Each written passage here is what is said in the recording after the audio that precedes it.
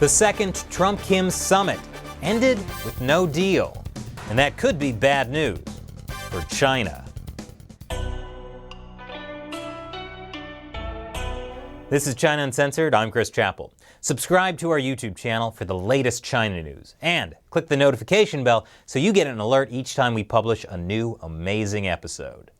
So, it's the most anticipated blockbuster sequel of the year. No, I'm talking about the Trump-Kim Summit Part 2. Perfectly balanced. And like any good sequel, it's been left wide open for a Part 3. Because Trump left the summit early with no deal on North Korean denuclearization. Now, is that a bad thing? Did Mr. Art of the Deal fail? Well, it turns out there were much bigger things on the line. And President Trump quite likely had another target in mind as well. China! First, let's talk about what actually happened at the summit. Then we'll get into how China factors in. Why wasn't there a deal? Trump said it was because North Korea wanted all the sanctions lifted. Basically, they wanted the sanctions lifted in their entirety, and we couldn't do that.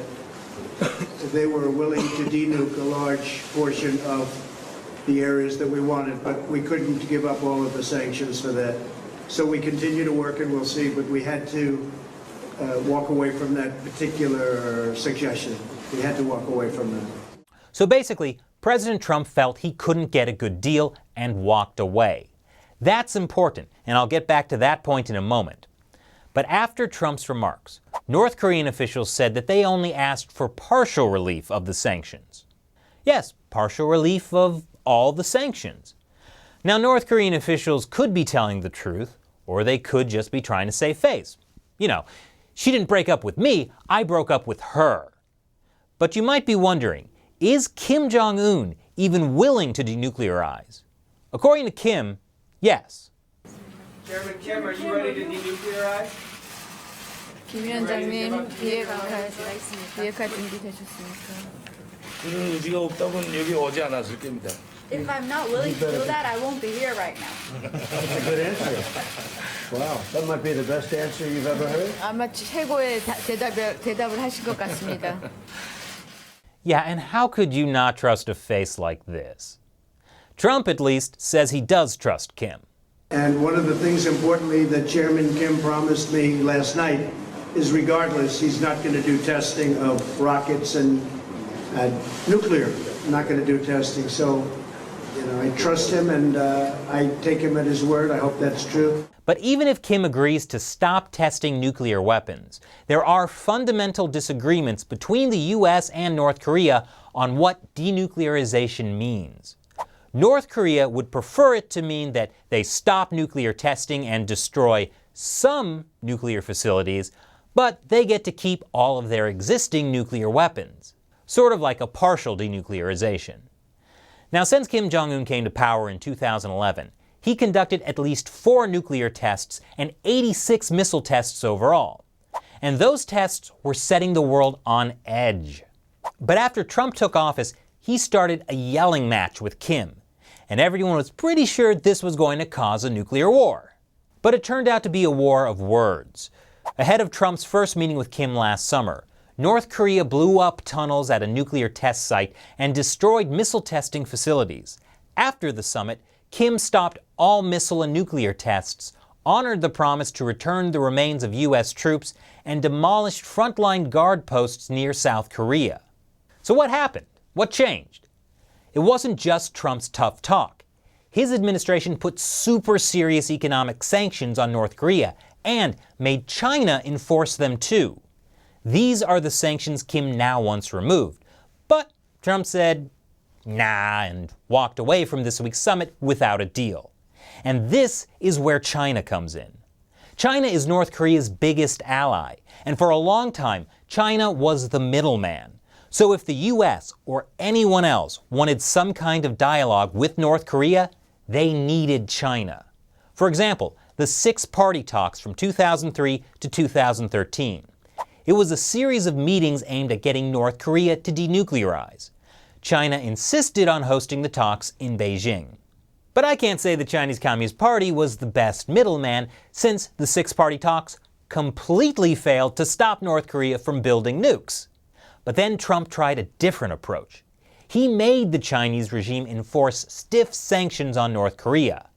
How? From early in Trump's campaign, he began threatening a trade war with China. This headline is from 2016. But he also indicated that he might be willing to not start a trade war if China helped the U.S. with North Korea. It's kind of like Trump was playing good cop, bad cop by himself. So he's both the good cop and the bad cop, which confused the heck out of Chinese officials. So Chinese leader Xi Jinping went out of his way to treat Trump real nice. He invited Trump to be the first American leader to dine in the Forbidden City. And he treated Trump to a Peking opera. Trump was probably very happy when that was over. But most importantly, Xi Jinping agreed to Trump's demand that China put harsh sanctions on North Korea. In 2017, China's strict implementation of the sanctions has pushed North Korea back to the negotiation table. And since Xi Jinping was so nice to Trump, surely Trump would abandon his plans for a trade war. Fast forward to the first Trump-Kim summit last June. Trump gets Kim to back down, solving the most immediate North Korean threat. And since now there's direct U.S.-North Korea dialogue, it also cuts China out from being the middleman. And then a few weeks later, Trump launches a trade war on China, which once again confused the heck out of Chinese officials. What happened to good cop? So Trump used threats of a trade war to get China to help bring North Korea to the table. And then, once Trump no longer needed China's help with that, he was free to launch the trade war that he'd been threatening. But that made Xi Jinping angry. He really wears his emotions on his sleeve. Anyway, Xi began meeting with Kim Jong-Un himself. Kim has visited China 4 times since then. He had never visited China before. And when Kim traveled to the first U.S. summit in Singapore, he accepted Xi's hospitality by flying there on an Air China plane previously used by Chinese senior leaders. And for this U.S. summit, Kim took his personal armored train through China. There are 2 reasons for that. One, according to a North Korean expert, it's because it makes Kim look slightly less dependent on China. But the other reason? The Chinese regime allowed it because it would take Kim on a ride near some of China's biggest cities to see the economic possibilities of sticking with China.